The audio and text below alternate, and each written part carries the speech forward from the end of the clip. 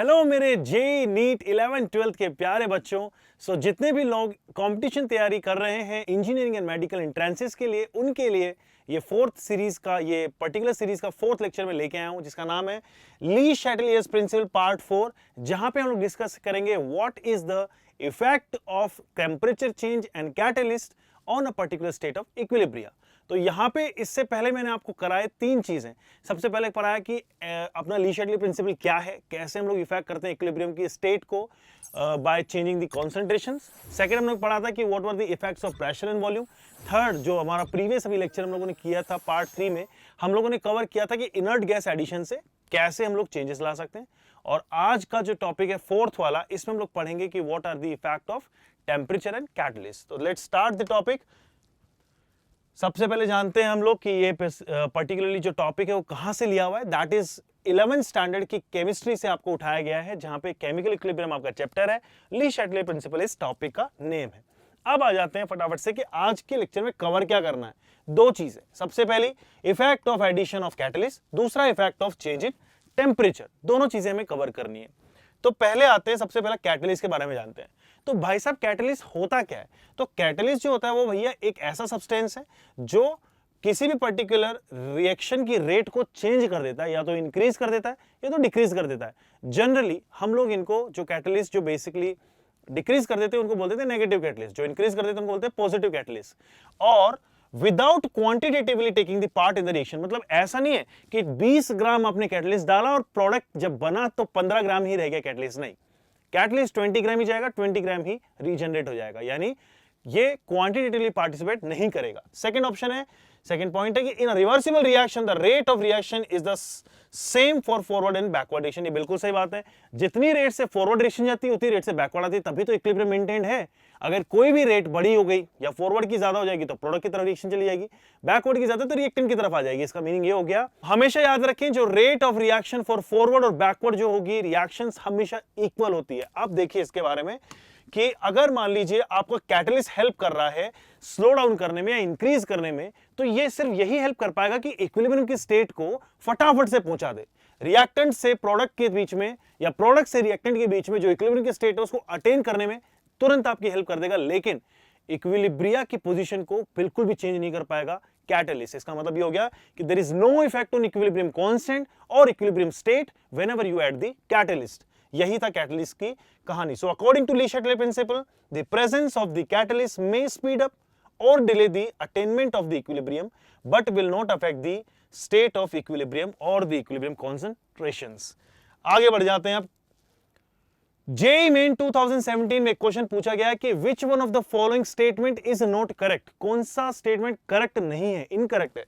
तो भैया इसके पहले फटाफट से ऑप्शंस पे कर दें। लिखा हुआ है catalyst does not initiate any reaction. Catalyst कोई भी रिएक्शन को इनिशिएट नहीं करता, बट ये गलत बात है। कैटलिस्ट जो होता है वो किसी भी रिएक्शन को इनिशिएट कर सकता है, फास्ट मूव कर सकता है, यानी ये बात जो है बिल्कुल सही दी हुई है कि भाई ये इनिशिएट नहीं करता है। हमें जो पता करना है वो है नॉट करेक्ट। ओके, तो कोई भी पर्टिकुलर रिएक्शन जो होगी उसको फास्ट या स्लो करने में कैटलिस्ट हेल्प करेगा, लेकिन क्या नहीं करता है वो किसी को इनिशिएट नहीं कर सकता है। अब आते हैं, the value of equilibrium constant is changed in the presence of catalyst in the reaction at equilibrium। कि कोई रिएक्शन अगर इक्विलिब्रियम पे है, ऑलरेडी अटेनमेंट है इक्विलिब्रियम का, तो वो पोजीशन चेंज हो जाएगी एडिशन ऑफ कैटलिस्ट से, जो कि बिल्कुल गलत बात है। हमने आपको सिखाया था कैटलिस्ट दो टाइप के होते हैं, पॉजिटिव या नेगेटिव। अगर पॉजिटिव कैटलिस्ट है, रिएक्टेंट से प्रोडक्ट या प्रोडक्ट से रिएक्टेंट बहुत आसानी से रिएक्शन जाएगी, इक्विलिब्रियम पे आके रुक जाएगी। अगर नेगेटिव है तो स्लोली जाएगी, लेकिन हमेशा रुकेगी इक्विलिब्रियम की पोजीशन पे आगे। यानी यहां पे ये स्टेटमेंट बहुत ही गलत है कि इक्विलिब्रियम की स्टेट को या इक्विलिब्रियम कांस्टेंट की वैल्यू को चेंज कर देगा कैटलिस्ट की presence, which is incorrect. Third है एंजाइम्स कैटलिस्ट जो होते हैं दे आर बायोकेमिकल रिएक्टेंट। बिल्कुल सही बात है, वो प्रोटीन्स होते हैं और ये हेल्प करते हैं जो होते हैं एंजाइमिक कैटालिसिस में। और फोर्थ जो आपका कि कोएंजाइम जो होते हैं, कोएंजाइम बेसिकली आपके जो होते हैं इनिशिएटर्स होते हैं, या बोल सकते हैं कि ये बेसिकली हेल्प करते हैं आपकी किसी भी एंजाइम की एक्टिविटीज को बढ़ाने में, तो increase the activity of the enzyme. हमसे पूछा क्या गया कि इनकरेक्ट कौन सा है, तो सबसे ज्यादा खराब ऑप्शन यही लगा जो बिल्कुल इनकरेक्ट था। द मोमेंट यू सिलेक्टेड ये बोल रहा है कूल, यानी आपका ये क्वेश्चन सही हो गया। नेक्स्ट पढ़ना है हमें टेम्परेचर का क्या इफेक्ट होता है। तो गाइस दो चीजें हमेशा याद रखें, कोई भी रिएक्शन या तो हो सकती है एंडोथर्मिक या तो हो सकती है एक्सोथर्मिक। एंडोथर्मिक मतलब जिसमें हीट की रिक्वायरमेंट हो, टेम्परेचर की रिक्वायरमेंट हो। एक्सोथर्मिक जहां पे हीट रिलीज होती हो या टेम्परेचर आपका काम डाउन होता हो, कूल डाउन होता हो। तो यहाँ पे दो चीजें, अगर मान लीजिए एंडोथर्मिक रिएक्शन है, टेम्परेचर बढ़ाओगे सपोर्ट करेगा। अगर एक्सोथर्मिक रिएक्शन है, टेम्परेचर घटाओगे तो सपोर्ट करेगा। यानी टेम्परेचर अगर बढ़ाएंगे हम लोग एक्सोथर्मिक में तो अपोज करेगा। ऐसे ही एंडोथर्मिक के अंदर अगर आप टेम्परेचर कम करते हैं अपोज करेगा। बस इतना ही जानना था। ये जो मेरे सामने दिया हुआ है आप इसका स्क्रीनशॉट ले सकते हैं, जहां पे मैंने बताया कि टेम्परेचर और डायरेक्शन ऑफ रिएक्शन से किस तरह से फर्क पड़ेगा किसी नेचर ऑफ रिएक्शन पे। जैसे एंडोथर्मिक के लिए इंक्रीज होगा तो फॉरवर्ड जाएगी, डिक्रीज करेंगे टेम्परेचर तो बैकवर्ड आएगी। एक्सोथर्मिक के लिए अगर रिएक्शन जो है जिसमें हम लोगों को एंथैल्पी की रिक्वायरमेंट कम है, डेल्टा एच जो हमारा नेगेटिव है, उसमें अगर टेम्परेचर बढ़ाते हो तो बैकवर्ड जाएगी, डिक्रीज करते हो तो फॉरवर्ड जाएगी, जैसा मैंने आपको समझाया। थोड़ा इसको डिटेल में जानते हैं, एक इक्वेशन के थ्रू समझते हैं इस चीज को। तो आपके सामने दी हुई है आर्हेनियस इक्वेशन। तो उन्होंने क्या दिया था, आर्हेनियस साहब ने बताया था कि भाई साहब जो k होता है, जो रेट कांस्टेंट होता है आपका, it is equals to a e raise to power minus a by RT। यहाँ पे k रेट कांस्टेंट है, a आपका बोलते हैं प्री एक्सपोनेंशियल फैक्टर क्योंकि एक्सपोनेंट से पहले है, ये आपका एक्टिवेशन एनर्जी है, और R है यूनिवर्सल गैस कांस्टेंट, T हमारा यहाँ पे एब्सोल्यूट टेम्परेचर होता है। एब्सोल्यूट टेम्परेचर का मीनिंग होता है टेम्परेचर टेकन इन केल्विन, क्योंकि kelvin is the SI unit of temperature और यही एक ओनली स्टैंडर्ड यूनिट है जिसे हम लोग प्रेफर करते हैं। तो इसको अगर हम लोग आगे सोल्व करें तो हमें क्या मिलेगा, अगर मान लीजिए आपके सामने कोई इस तरह से पर्टिकुलर रिएक्शन दी हुई है कि रिएक्टेंट जो है वो प्रोडक्ट के साथ में इक्विलिब्रियम में है, और अगर आपको इंडिविजुअली पूछा जाता है कि फ्रंट या फॉरवर्ड रिएक्शन का रेट कांस्टेंट ये Kf है, बैकवर्ड का कुछ इस तरह से है, तो आपकी इंडिविजुअल इक्वेशन जो आर्हेनियस हमने सीखी थी वो इस तरह से बन जाएंगी। अगर आप इक्विलिब्रियम कांस्टेंट फाइंड आउट करोगे जो कि एक रेशियो है Kf बाय Kb का, तो वो कुछ इस तरह से फाइंड आउट होगा। और आपको पता होना चाहिए कि activation energy forward minus activation energy जो बैकवर्ड होती है उसे हम लोग बोलते हैं एंथैल्पी ऑफ रिएक्शन। यानी ओवरऑल इक्वेशन कुछ ऐसी दिखाई देगी, और जब आप इसमें नेचुरल लॉग अप्लाई कर देते हैं तो ये बन जाती है फाइनल इक्वेशन हमारी कि logarithm of k is equals to logarithm of a minus delta h by RT, जो कि बहुत ही इंपॉर्टेंट इक्वेशन है जिसको यूज करके हम लोग आने वाले न्यूमेरिकल भी सॉल्व करने वाले हैं। तो यहां पे आ जाते हैं आगे, आप चेक करते हैं टाइम। अगर आप मान लीजिए टेम्परेचर आपके उसमें T1 है तो आपके सामने इक्वेशन बनेगी ln K1 equals to ln A minus delta h by RT1, और सेम अगर मान लीजिए T2 होगा तो इस तरह से होगा। अब आपके सामने फाइनली अगर मैं फर्स्ट इक्वेशन और दूसरी इक्वेशन को एक दूसरे से सब्ट्रैक्ट करता हूं, यानी सेकंड माइनस 1 करता हूं, तो मुझे मिलेगा ln2 minus ln1 equals to delta h upon r 1/T1 minus 1/T2। तो ये इक्वेशन जो आपकी आ गई, जिसे हम लोग वेंटॉफ्स इक्वेशन भी बोलते हैं, ये एक बहुत इंपॉर्टेंट पैरामीटर है, हमारी हेल्प करेगा ये डिसाइड करने में कि रिएक्शन किस तरफ जाएगी। ये देखिए ध्यान से। अब देखिए, अगर मान लीजिए मैं कहता हूं, मान लीजिए K1 आपका जो है वो इनिशियल है और T1 आपका इनिशियल टेम्परेचर है, K2 रेट कांस्टेंट है फाइनल, और T2 है आपके सामने जो है वो फाइनल टेम्परेचर है। और अगर आपने टेम्परेचर बढ़ाया है, यानी आपको पता है कि टेम्परेचर ज्यादा है, तो क्या होगा इस केस में। अगर मान लीजिए पहला मैं केस लेता हूं एंडोथर्मिक, अगर मेरा केस कौन सा है एंडोथर्मिक, तो एंडोथर्मिक रिएक्शंस क्या होती हैं, जो टेम्परेचर को सपोर्ट करती हैं, जो बढ़े हुए टेम्परेचर को फेवर करती हैं। उन रिएक्शंस के लिए डेल्टा एच हमेशा क्या होती है, ग्रेटर देन 0। यानी अगर ग्रेटर देन 0 की तो ये वैल्यू क्या आ रही है, पॉजिटिव, बाहर की वैल्यू क्या आएगी, पॉजिटिव। अगर ये वैल्यू पॉजिटिव है और आपको पता है कि T2 ज्यादा है, तो अगर T2 अगर ज्यादा होगा तो 1/T2 कम होगा, यानी ओवरऑल ये वैल्यू भी क्या आएगी, पॉजिटिव। यानी अगर मान लीजिए ये पॉजिटिव, तो आप बोल सकते हो कि K2 क्या आएगा, ग्रेटर देन K1। यस, यानी एंडोथर्मिक रिएक्शन के लिए अगर टेम्परेचर बढ़ाएंगे तो रिएक्शन को फेवर मिलता है। जरा इसका ऑपोजिट सोचते हैं। ऑपोजिट कैसे सोचेंगे, अगर मान लीजिए सेम चीज को मैं ऑपोजिटली ट्रैक करूं कि आपके सामने ये इक्वेशन दी हुई है और यहाँ पे इस बार एक्सोथर्मिक रिएक्शन है। एक्सोथर्मिक रिएक्शन का मीनिंग होता है delta H is less than 0। अगर ये नेगेटिव वैल्यू होगी तो ये वैल्यू क्या हो गई, नेगेटिव। आपने टेम्परेचर बढ़ा दिया यानी T2 is greater than T1, तो K1 और K2 कैसे वेरी करेंगे भैया, ये क्या आ जाएगी, ये वैल्यू क्या आएगी 1 अप। अगर T2 बड़ा है तो 1/T2 क्या होगा, स्मॉलर, और 1/T1 बड़ा होगा, तो ये वैल्यू तो क्या आ रही है ओवरऑल पॉजिटिव, और बाहर वाली वैल्यू क्या है, नेगेटिव। तो ओवरऑल क्या हो गया, प्रोडक्ट नेगेटिव। यानी इसका मतलब आ गया कंक्लूजन कि K1 बड़ा है, अच्छा K1 बड़ा है और K2 स्मॉलर है। इसका मतलब ये हो गया कि रिएक्शन फेवर नहीं कर रही है, रिएक्शन बैकवर्ड में आ रही है, क्योंकि K1 और K2 क्या है आपके पास में डिफरेंट टेम्परेचर के ऊपर रेट कांस्टेंट। जितना ज्यादा रेट कांस्टेंट उतनी ज्यादा होती है रेट ऑफ रिएक्शन। तो यहां से एक चीज कंक्लूड कर ली हम लोगों ने कि एंडोथर्मिक रिएक्शन में increasing temperature favours exothermic reaction में डिक्रीज इन टेम्परेचर फेवर्स। ऐसे ही हम लोग इसका वाइस वर्सा कर सकते हैं। जरा फटाफट से आते हैं किसी क्वेश्चन के ऊपर और इसे सॉल्व करने की कोशिश करते हैं। ये मैंने आपके लिए एनर्जेटिक्स बनाया हुआ है ताकि आप यहां से सोच सके कि किस तरह से डिफरेंसेस के बारे में पता चलता है। जहां पे आप लोगों को ये दिखाई दे रहा है कि ये रिएक्टेंट्स हैं और इस तरह से हमारे सामने प्रोडक्ट्स दिए हुए हैं।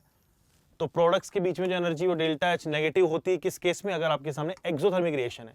वहीं पे अगर एंडोथर्मिक रिएक्शन होगी तो आपको पता है एंडो, दैट मींस कि requirement of the heat is there. क्यों है? क्योंकि प्रोडक्ट्स की एनर्जी ज्यादा है, रिएक्टेंट की कम, यानी यहां से यहां पहुंचने के लिए प्लस में एनर्जी की रिक्वायरमेंट थी, और यहां से रिएक्टेंट ज्यादा एनर्जी पे, प्रोडक्ट कम एनर्जी पे, यहां से आने के लिए आपको नेगेटिव की रिक्वायरमेंट थी, लूज करने की रिक्वायरमेंट थी। ये मैंने आप लोगों को सिखाया। एक क्वेश्चन इस पे कर लेते हैं इसी कॉन्सेप्ट पे जो हम लोगों ने सीखा। एक बार थोड़ा सा रिमाइंड करा देता हूं कि दो चीजें थी। कैटलिस्ट का क्या इफेक्ट है इक्विलिब्रियम पे? नल, कोई इफेक्ट नहीं। टेम्परेचर का क्या इफेक्ट है? अगर आपके पास में रिएक्शन एंडोथर्मिक है, टेम्परेचर के बढ़ाने से फेवर होगी, टेम्परेचर के घटाने से अपोज होगी। अगर एक्सोथर्मिक है, टेम्परेचर के बढ़ाने से अपोज होगी, टेम्परेचर के घटाने से फॉरवर्ड जाएगी। चलिए आ जाते हैं नेक्स्ट क्वेश्चन पे।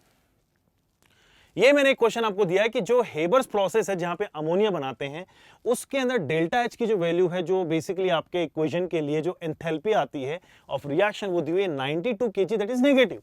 इसका मीनिंग ये रिएक्शन एक्सोथर्मिक है। इसने बोला कि अगर इंक्रीज करते हैं टेम्परेचर तो किस डायरेक्शन में जाएगी। तो गाइस मैंने आपको क्या सिखाया था कि अगर आपने एक्सोथर्मिक रिएक्शन में टेम्परेचर बढ़ा दिया तो ये रिएक्शन अपोज होगी, मतलब फॉरवर्ड की जगह कहां चली जाएगी? बैकवर्ड की ओर चली जाएगी। तो बैकवर्ड के लिए भैया कौन सा ऑप्शन दिया हुआ है? Option B. जरा पिक करके देखो, एंड इट इज सेइंग या। ऐसे ही आप लोगों को एक दो क्वेश्चन में कराने वाला हूं जेई के भी। सो आपको जेई मेन 2018 का क्वेश्चन करा रहा हूं जो कि पूछा गया था 2018 में, और ये बेसिकली बेस्ड है इसी चीज के कॉन्सेप्ट पे जो हम लोगों ने रिसेंटली पढ़ा है, रिलेशनशिप बिटवीन के इक्विलिब्रियम कांस्टेंट एंड टेम्परेचर। सो आते हैं इसके ऊपर। Which of the following line will correctly show the temperature dependence of equilibrium constant K for exothermic reaction? अब गाइस एक चीज बताइए, एक्सोथर्मिक के लिए अभी आप लोगों ने क्या सीखा था? मैंने एक फॉर्मूला डिराइव किया था यहां से, और फॉर्मूला कुछ इस तरह से था कि जो ln K था हमारा, वो इक्वल्स टू आता था ln A minus delta H upon RT। Yes और नो? मैंने एक इक्वेशन डिराइव की थी इस तरह से। ये बेसिकली आरएनएस इक्वेशन का लॉगरिथमिक वर्जन है, और इसके अंदर आपने अगर चेक करना है इस तरह से, इनमें से कौन से ग्राफ हमें फेवर करेंगे, तो क्या करना है, 1/t और ln K का ग्राफ लेना है। तो भैया क्या बन जाएगा? रिलेशन आपके सामने दिया हुआ है, ये क्या है? y is equals to mx minus C type का ग्राफ है, यानी c माइनस mx टाइप का ग्राफ है। यहाँ पे x क्या है? x एक्सिस तो क्या है? y एक्सिस तो दी हुई है आपको ln K, और x एक्सिस पे क्या दिया हुआ है? 1/t दिया हुआ है। तो सारा खेल यहाँ पे सिर्फ एक ही चीज का है। कौन सी चीज का है? वो है हमारा डेल्टा एच का गेम। तो डेल्टा एच यहाँ पे क्या दी हुई है? इसमें बोला गया कि डेल्टा एच जो है वो एक्सोथर्मिक रिएक्शन, एक्सोथर्मिक के लिए मतलब ये नेगेटिव हो गया। अगर ये नेगेटिव हो गया तो नेगेटिव इंटू नेगेटिव क्या हो गए? पॉजिटिव हो गए। यस और नो? पॉजिटिव हो गया कि नहीं? तो पॉजिटिव होने का मीनिंग क्या हो गया कि ये इक्वेशन जो होगी ये एक पॉजिटिव स्लोप के साथ में ऊपर जाएगी। यस और नो? ये क्या बन गया फाइनली? ये मान लीजिए ln A है, और डेल्टा एच की वैल्यू मान लीजिए -x थी, -x, तो माइनस माइनस प्लस हो गया, तो ये क्या बन जाएगा? +x upon RT। यस और नो? तो ओवरऑल स्लोप क्या आ रहा है आपका? स्लोप क्या आ रहा है? पॉजिटिव। और अगर आपका स्लोप अगर पॉजिटिव आ रहा है, अगर आपका स्लोप पॉजिटिव है, तो रिएक्शन किस साइड पे जा रही है? ये जाएगी इंक्लिनेशन के ऊपर, यानी A भी सही है, B भी सही है, C गलत है, D गलत है, क्योंकि C और D किस तरफ आ रहे हैं? नेगेटिव स्लोप की तरफ आ रहे हैं। जरा एक बार पिक करके देखते हैं इस क्वेश्चन का आंसर A और B दिया हुआ है कि नहीं। A और B यानी B ऑप्शन है, मैंने इसको सिलेक्ट किया and it's showing wow. Question starting बड़ा टफ सा लग रहा था कि ग्राफ दिया हुआ है क्या होगा क्या नहीं होगा, लेकिन जैसे हम लोगों ने आरएनएस इक्वेशन अप्लाई की, सारा काम सॉर्टेड हो गया। तो गाइस सारा का सारा खेल कॉन्सेप्ट का है। एक बार कॉन्सेप्ट आपको समझ में आया, क्वेश्चंस बन जाएंगे बड़े ही आसान। चलो आ जाते हैं नेक्स्ट क्वेश्चन के ऊपर, जो कि दिया हुआ है यहाँ पे जेईई मेन 2020 का एक क्वेश्चन है। लिखा हुआ है कि भैया कंसीडर द फॉलोइंग रिएक्शन, जहां पे N2O4 डिकम्पोज होकर दे रहा है ट्वाइस ऑफ नाइट्रोजन डाइऑक्साइड। इसके लिए डेल्टा एच नोट यानी स्टैंडर्ड एंथैल्पी ऑफ जो इस रिएक्शन की है वो दी हुई है +58 जूल। इसका मीनिंग ये हो गया कि भैया ये रिएक्शन जो है एंडोथर्मिक है, इसमें रिक्वायरमेंट है हीट की। For each of the following cases, A और बी दो केसेस दिए, कहां दिए हुए हैं? यहां पे दिए हुए हैं। The direction in which the equilibrium shifts is what, मतलब किस डायरेक्शन में इक्विलिब्रियम शिफ्ट होगा। सबसे पहले जानते हैं नंबर ए क्या दिया हुआ है, टेम्परेचर इज डिक्रीज। तो गाइस मैंने आपको समझाया था कि अगर रिएक्शन एंडोथर्मिक है तो फेवर होगी टेम्परेचर के इंक्रीज से, और डिक्रीज करोगे तो अपोज होगी, यानी फर्स्ट के लिए टेम्परेचर डिक्रीज होगा तो रिएक्शन किधर जाएगी, बैकवर्ड जाएगी, राइट, यानी इक्विलिब्रियम कहां शिफ्ट हो जाएगा, बैकवर्ड में। तो आप देखिए कि कौन से में हमारा बैकवर्ड दिया हुआ है, बैकवर्ड यहां पे दिया हुआ है ऑप्शन ए के लिए टुवर्ड्स प्रोडक्ट, मतलब रिएक्ट गलत है, टुवर्ड्स रिएक्टेंट हो सकता है, टुवर्ड्स रिएक्टेंट हो सकता है, और टुवर्ड्स प्रोडक्ट गलत है। यानी दो ऑप्शन हमारे सामने बचते हैं, बी और सी में से पिक करना है, और इसका आंसर मिलेगा सेकंड हमारे पॉइंट से दिया हुआ है, pressure is increase by adding N2 gas at constant temperature. यानी अब एक ध्यान से इस बात को थोड़ा ऑब्जर्व कीजिए गाइस, कि जब प्रेशर बढ़ा रहा है आपका बाय एडिंग N2, यानी अगर मान लीजिए ये कोई एक पर्टिकुलर मिक्सचर था जहां पे दो गैसेस थी N2O4 और NO2, अगर इसमें आपने क्या कर दिया है, आपने ऐड कर दिया है कोई अनदर गैस N2 गैस, तो जिसकी वजह से क्या होगा, प्रेशर इंक्रीज होगा। तो प्रेशर अगर आपका इंक्रीज हो गया और वॉल्यूम अगर आपने कांस्टेंट रख दी, तो इस बार आपके पास में दो नहीं तीन चीजें हो जाएंगी इसमें। लेकिन N2 गैस जो है इनर्ट गैस की तरह वर्क करेगी, यानी वो कोई भी पर्टिकुलर रिएक्शन के जो भी पर्टिकुलर कंपोनेंट प्रेजेंट है उनको डिस्टर्ब नहीं करेगी, और नहीं करेगी इस वजह से आपका प्रेशर जो चेंज हो चुका है, प्रेशर जो है यहाँ पे P1 उससे ज्यादा है यहाँ का प्रेशर, लेकिन वॉल्यूम कांस्टेंट है। क्या आप लोगों को याद है कि मैंने लास्ट क्लास में क्या कराया था कि कभी भी अगर आपके सामने कांस्टेंट वॉल्यूम पे इनर्ट गैस ऐड होगी, नो चेंज, कोई भी चेंज नहीं होगा इक्विलिब्रियम पे। यानी यहाँ पे नो चेंज का ऑप्शन कौन सा दिया हुआ है गाइस, टुवर्ड्स प्रोडक्ट, ये भी गलत हो जाएगा, नो चेंज से लिख दिया। तो यानी सही answer for this question will be only option number C. जरा पिक करके देखते हैं ऑप्शन सी को। या सो एनीवेज, आज का लेक्चर कैसा लगा आप लोगों को? हम लोगों ने आज के लेक्चर में कवर कर लिया टेम्परेचर का इफेक्ट, कैटलिस्ट का इफेक्ट इक्विलिब्रियम के ऊपर, और हम लोगों ने क्वेश्चन किए पास्ट 9 इयर्स के अंदर जितने भी जेईई के क्वेश्चन पूछे गए थे इस पर्टिकुलर टॉपिक के भी सब टॉपिक में। सो ऐसे ही मजेदार चीजों के लिए बने रहो हमारे साथ में, और डोंट फॉरगेट कि mbibe.com पे जो फैसिलिटीज आपको दी जा रही है, जहां पे आप लर्न प्रैक्टिस टेस्ट करके बहुत सी चीजें कर सकते हैं, उसके लिए हमेशा तैयार है। ये हमारे सामने this is how our mbibe portal looks like. तो आपको करना क्या होता है गाइस, इसमें जैसे आपके सामने दिया हुआ है होम पेज दिया हुआ है, होम पेज के अंदर आप जाके कर सकते हैं बेसिकली अपना कोई भी सेगमेंट पिक। जैसे 11 CBSE दिया हुआ है, तो 11 CBSE अगर आप नहीं है, लेट से आपको पिक करना है आपका बोर्ड, आपको मान लीजिए CBSE बोर्ड के अंदर जाना है या राजस्थान बोर्ड में जाना है या किसी बोर्ड में जाना है। लेट से मैंने राजस्थान पिक कर लिया और राजस्थान बोर्ड के अंदर 12th स्टैंडर्ड में पढ़ना चाहता हूँ और 12th स्टैंडर्ड इंग्लिश में पढ़ना चाहता हूँ, और जैसे मैंने सेलेक्ट किया आपके सामने सारी चीजें आ जाएंगी। इवन जेईई में नीट और इंडिविजुअल सेगमेंट भी आपको मिल जाएंगे इसके अंदर। तो यहाँ पे आपको पूरे चैप्टर्स मिल जाते हैं, और इन चैप्टर्स के अंदर आप जाके लर्न कर सकते हैं। लर्न में क्या मिलेगा आपको, इसी पर्टिकुलर जैसे आपके सामने 3 सब्जेक्ट है, केमिस्ट्री आपने पिक किया तो केमिस्ट्री के सारे आपके सामने सब्जेक्ट्स मिल जाएंगे, चैप्टर्स मिल जाएंगे, इस तरह से सारे लाइन से आपको solid state, solution, electrochemistry, everything. Solid state में गए, चैप्टर के अंदर दुनिया भर के टॉपिक्स मिल जाएंगे, आप किसी भी टॉपिक को पिक कीजिए। अगर आपको सारे वीडियोस इसमें चाहिए तो आपको यहाँ दिख जाएंगे सारे वीडियोस, ये रहे इस तरह से। और अगर आपको सामने आपको चाहिए कौन कौन से चैप्टर आपको कवर करने, तो चैप्टर आपको सारे दिख जाएंगे इस टॉपिक के अंदर, मतलब चैप्टर के जितने भी टॉपिक्स हैं। अगर आप मान लेते हैं कि जनरल कैरेक्टरिस्टिक और सॉलिड स्टेट में 3 कॉन्सेप्ट दिए हैं, तो यहाँ पे फटाफट से इन 3 कॉन्सेप्ट को जानते हैं। ये 3 कॉन्सेप्ट आपको कुछ इस तरह से दिखाई देंगे, आपको बता रहा है all videos of this topic, वो ये आपके वीडियोस मिल जाएंगे इस तरह से। तो आप इसको जाइए, पढ़िए और इंजॉय कीजिए ये सारे facilities only on the mbibe app, और जहां पे आप ना कि सिर्फ प्रैक्टिस कर सकते हो, ना कि सिर्फ लर्न कर सकते हो, you can test also, you can do a lot of things. Achieve journey नाम का जो फ्लैगशिप प्रोडक्ट हमारा, उसमें तो मजे ही हो जाने, आपके लेवल को इंप्रूव कर देता है अचीव जर्नी, जहां पे आपका प्री रिक्विजिट टेस्ट से लेके पोस्ट रिक्विजिट टेस्ट होंगे, जहां पे आपको मिलता है प्री से प्रो बनने की एक जर्नी अचीव के अंदर। तो this is how it looks like. आज का ये सेशन मैं यहीं पे खत्म करता हूं। आपको टेलीग्राम का लिंक दिया हुआ है जहां पे आप जाके हम लोगों के साथ कनेक्ट हो सकते हैं। mbibe.com पे आपको लर्न प्रैक्टिस टेस्ट मिल ही रहा है। YouTube चैनल पे आप हमेशा अपडेटेड रहें ताकि आप लोगों को हमारे अचीव जेईई चैनल के ऊपर मिलता रहेगा सारा का सारा कंटेंट, ऑल फ्री, प्लस सारे के सारे कंसल्टेशंस। आपको कोई भी डाउट हो, किसी भी टॉपिक पे डिस्कशन करना हो, आप कमेंट सेक्शन में पोस्ट कीजिए। I will always be there to help you out. Thank you for the day and keep imbibing guys. Keep imbibing. We believe in you.